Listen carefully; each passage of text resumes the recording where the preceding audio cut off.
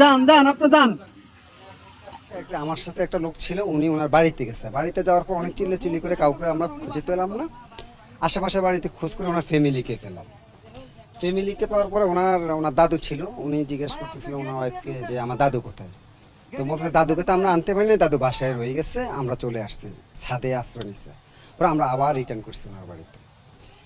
আসার পর ওনার main gate দিয়ে পারি নাই, পরে সেকেন্ড গেট দিয়ে ঢুকার পরে দেখা গেল ওনার দাদু প্রায় গলার সমান পানিতে এখনো মানে বেঁচে আছে। আমরা ধারণা করছি মরে গেছে, যাক বেঁচে আছে। পরে উনি অনেক কষ্টে ওনার দাদুরে বের করে।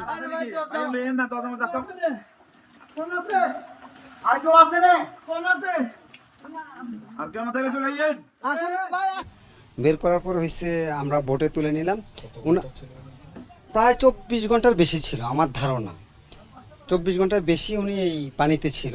আর গলা সমান পানিতে ছিল, ধরেন মনে করেন 16-17 ঘন্টা ছিলই এই পানিটা। কারণ আগের দিন রাতে ওনারা চলে গেছে, সারা রাত ছিল, আমরা সকাল যেতে যেতে 12টা বেজে গেছে এরকম টাইমটা। ওনাকে উঠানোর পর আমি দেখছি পুরা গা সাদা হয়ে গেছে, পুরা সাদা।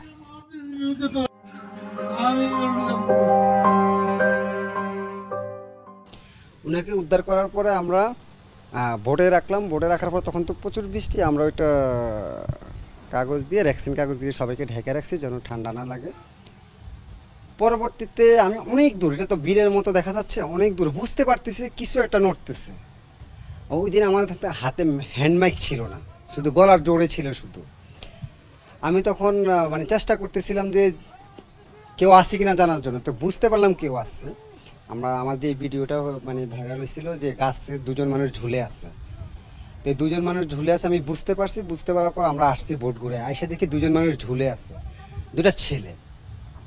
তো দুটা ছেলে ঝুলে আছে, ওরা হচ্ছে অন্য একটা ফ্যামিলিকে বাঁচাতে আসছিল। একটা 60-70 বয়সের একজন মহিলা এবং পুরুষকে বাঁচাতে আসছিল পাশের একটা নতুন বাড়িতে। বাট ওনাদেরকে বাঁচাতে তো পারে না, এরা স্রোতের সাথে ভেসে যায় এখানে রাত থেকে স্টে করতেছিল। সকালে আমরা আসার পরে ওনাদেরকে উঠেছি। ওঠার পরে উনি বলতেছে যে ভাই এই বাড়িতে দুজন আছে, বাঁচে আছে কিনা জানি না। পরে আমি হয়তো আমার ভিডিওতে অনেকে শুনছেন যে কেউ আসেন এখানে, কেউ আসেন, এরকমভাবে আমি বলতেছিলাম বারবার যে আসলে ওরা কি বেঁচে আছে কিনা।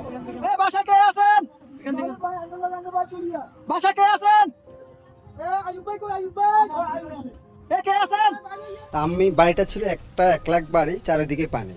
আমরা বোটটা চারিদিকে একবার ঘুরছি, মানে বাড়ির ভিতরে ঢুকার মতো কোনো জায়গা পাচ্ছিলাম না, চারিদিকে গাছ, অনেক চেষ্টা করছি। পরে আমি যখন চিৎকার করতেছিলাম তখন একজন শব্দ করলো যে বাবা আমরা আছি। পরে অনেকভাবে চাইলাম, ঢুকতে পারলাম না, তো ওনাকে বললাম আপনি নেমে আসেন কোনোভাবে, আমরা আপনাকে উঠাবো। পরে উনি বলতেছে বাবা আমার গরু আছে, আমার গরুটা মরে যাবে, আমি যাবো না। আমি বললাম বাবা আপনি নিজে বাঁচেন না, গরু কি করবেন? উনি গরু রেখে আসবে না, মহিলা মানুষ। এক মুরব্বীরে আমরা রাজি করাইলাম, মুরব্বী কোনো মতো ওনার ওয়াইফটা জোর করে নামাইলো গাছ থেকে, ওনারা গাছে ছিল, স্টে করছে গাছে, ওনাদের ঘর প্রায় ডুবে গেছে। পরে ওই মুরব্বীকে ওনারা উনি দুজনে নামলো, নামার পরে আমরা ওই যে বাঁশ দিলাম, আমাদের লগি দিলাম, লগি দেওয়ার পরে দুজন উঠলো। ওঠার পরে যে অবস্থা দেখলাম দুজনের, মানে এটা বলার মতো না। অনেক দূর থেকে আমাদেরকে সিগন্যাল দিতেছে। আমরা যাওয়ার পরে দেখলাম যে অনেকগুলা মানে কয়েকটা লাশে দেখলাম আমরা কলার ভেলায় ভাসানো। তো ওখানে কয়েকজনকে জিজ্ঞাসা করলাম, মানে উঠানোর পরে ওনারা বললো যে এখানে আমরা মারা যাওয়ার পর আমরা স্রোতের মানে ওনার খুব কাছের একজন লোককে ওনারা স্রোতে, মানে যেখানে স্রোত যাচ্ছে ওখানে ছেড়ে দিচ্ছে, যে ওনাকে তো কিছু করতেই পারবো না, তো ওখানে রেখে কী করবো, স্রোতে দিলে স্রোতে চলে যাবে। আবার কয়েকটা লাশের যে লেখা ছিল কীভাবে মানে কাপড় দিয়ে লিখে পলিথিনে রেখে দিচ্ছে, লেখা ছিল যে উনি একজন মুসলিম মানুষ, পারলে জানাজা দিয়ে কেউ মাটি দিয়ে। আসলে ভেলাটা আটকায় আছে, ওটা যাচ্ছে না। আমাদের খুব খারাপ লাগতেছিল এই জিনিসগুলো দেখে। আসলে আমরা চাইলে এটা ছিল ফেনীশহর থেকে অনেক দূরে, আমরা চাইলে যে ফেনীশহরে নিয়ে আসতে পারবো এরকম সুযোগ ছিল না।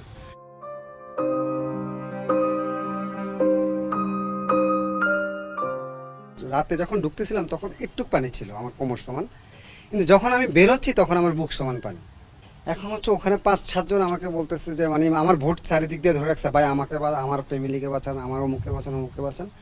দেন আমি কি করলাম, যাদেরকে পাচ্ছি কাছাকাছি উঠাইছি, আশেপাশে স্কুল থাকলে স্কুলে নিচ্ছি, দোতলা বাড়ি থাকলে দোতলা বাড়িতে নিয়ে যাচ্ছি, বা ছাদ থাকলে ছাদে নিয়ে যাচ্ছি। টিনের ঘরে মানুষগুলোকে বেশি প্রায়োরিটি দিতেছিলাম। আমি তখন খুব মানে আপসেট হয়ে গেছে এবং খুব মানে ইমোশনাল হয়ে গেছি। আমি তখন মানে চোখে মুখে কিছুই দেখতেছি না পানি ছাড়া। আর আমার কাছে এত খারাপ লাগতেছিল যে এত মানুষ আমি কিভাবে উদ্ধার করবো। আমি মানুষ একজন, আমার বোট একটা, সর্বোচ্চ আমার বোটে 40 জন ধরবে। ওই দিন আনুমানিক আমি মনে হয় 800 থেকে 1200 লোককে সেফ জোনে নিচ্ছি, মানে এখান থেকে ওখানে, ওখান থেকে এখানে, হয় কোনো স্কুলে, নাহলে কোনো মাদ্রাসা, নাহলে কোনো দোতলা বাড়িতে, যাদেরকে সেফ জোনে, আমি না, আমাদের যতগুলো ভলেন্টিয়ার দল গেছে সবাই এটা চেষ্টা করছে যে অ্যাটলিস্ট উঠে সেফ জোনে রেখে আসে। সেফ জোনে রেখে আসলে অ্যাটলিস্ট বাঁচে থাকবে। যেমন আমরা এক বাসায় গেছিলাম, ওই বাসায় একজন মুরব্বী মারা গেছে, সবাই চলে আসছে। ওই মুরব্বীর সাথে যে মানে বিদ্যার সাথে বৃদ্ধ বৃদ্ধ মারা গেছে, বিদ্যা বসে আছে। যতই বলছি বাবা আপনি চলে আসেন, না উনি যাবেই না, উনি ওখানেই ছিল, ওই লাশের কাছে কাছে বসেছিল। আর লাস্ট আমি আসলে ওইটার আর খোঁজ পাই না যে উনি লাশটা কী করছে বা কীভাবে করছে। আমরা লাশটা রেখে চলে আসছি ওখান থেকে, পারিনি আর কি আনতে বিদ্যাকে, জীবিত মানুষগুলোকে নিয়ে আসছি। হচ্ছে সেকেন্ড থার্ড পাওয়ার পরে গড়ে প্রতিদিনে 400-500 করে আমাদের প্রতিটা বোর্ডে উদ্ধার করছে। তা আমাদের বোর্ড তো লাস্ট পর্যন্ত 4টা ছিল, 4টা থাকার পরে 4টা বোর্ডে গড়ে 400-500 করে লোক উদ্ধার করছে, প্লাস খাওয়া দাওয়া দিচ্ছে। আসলে এই জিনিসটা আমি কখন মানে ফিরবো কি ফিরবো না, এই জিনিসটা আমার মাথায় তখন কাজ করে নাই যে আমি মরে যাব বা আসলে আমি বেঁচে ফিরবো না, এই জিনিসটা আমার মাথায় আসে না। আর একটা জিনিস, আমার একটা সাহস ছিল, কেন আমি সাঁতার জানতাম। আর একটা ওই মানুষের খারাপ সিচুয়েশন দেখে ভয়টা চলে গেছে যে এত মানুষ যদি আমার চোখের সামনে মরে যায় তাহলে আমার বেঁচে